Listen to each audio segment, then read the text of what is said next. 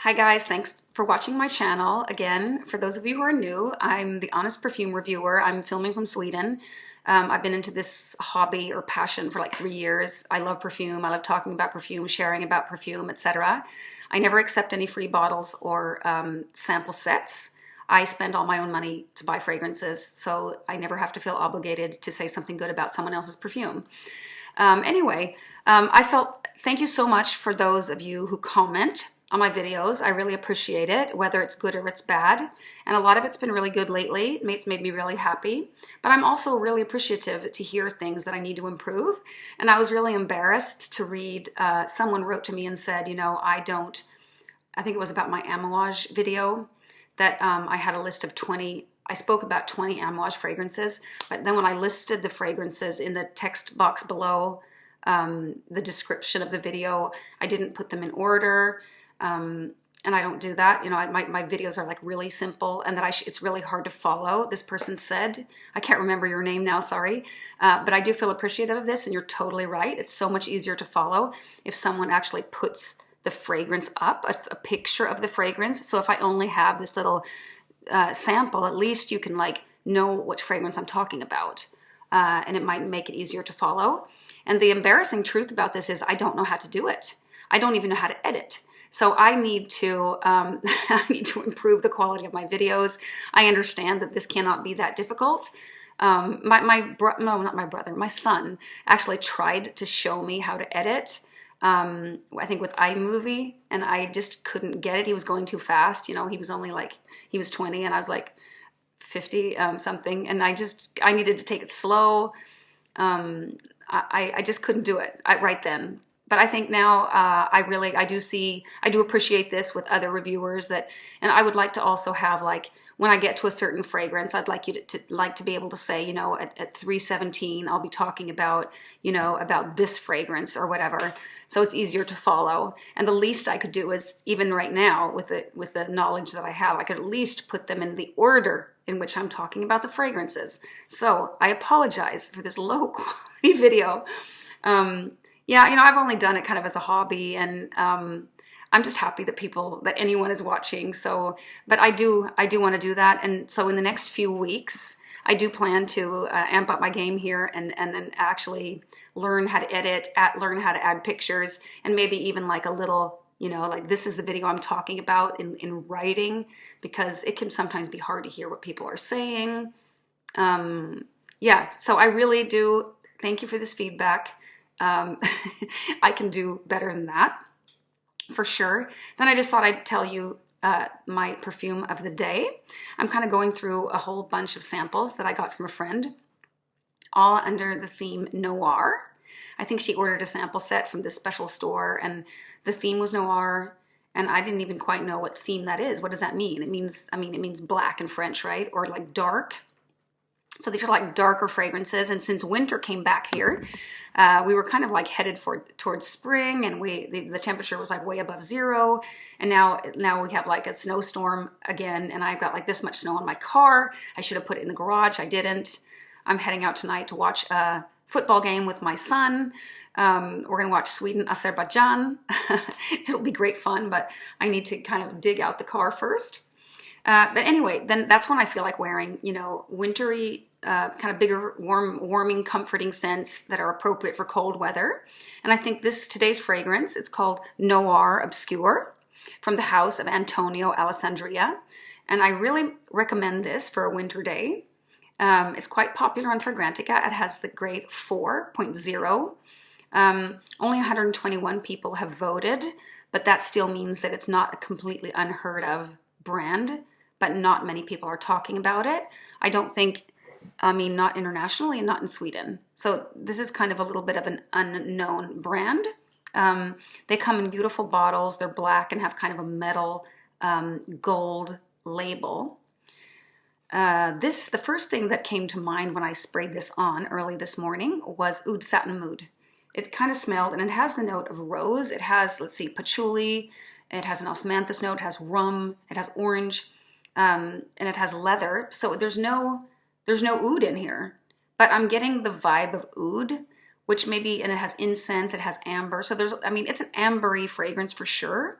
Then after a while, I started to kind of think of Le Lion from Chanel, except that one goes a little bit more in the tar direction. It's a little bit more, has that kind of ship-like quality, like wooden floors that have been, you know, treated with some kind of a tar or something really woody. And that one leans more masculine, Le Lion. This one is more unisex to my nose.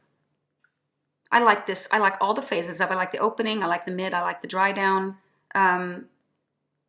It's a really nice, dark, ambery, oriental fragrance. I asked my friend why she passed this on, why she didn't finish the sample, because I would have thought this would be right up her alley because it has incense and that's like her favorite note. But she says it was redundant in her collection because she has, to her, this smells like a gothic vintage version of Shalimar. Like, and I know that a lot of people say that Le Lion is very like Shalimar-esque, and I'm not super familiar with the Shalimar fragrances. I mean, I've tried them, but I haven't had my own bottle. But I definitely think, I mean, I can see totally what she's saying about that. But I think this is really well-rounded, super beautiful. And I had to look up the word obscure. I mean, I kind of know a little bit of what it's about, but I was wondering like why they chose this name. But it means like dark, unenlightened, incomprehensible, dull, appearing faintly, like it's a little bit of uncertain origin. Yeah, maybe that is why I'm getting oud, but there's no oud listed. So it is a little bit uncertain origin, I guess.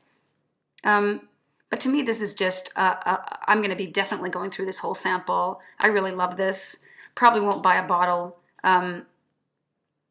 But it's because I have other ambers. I have got like more floral ambers.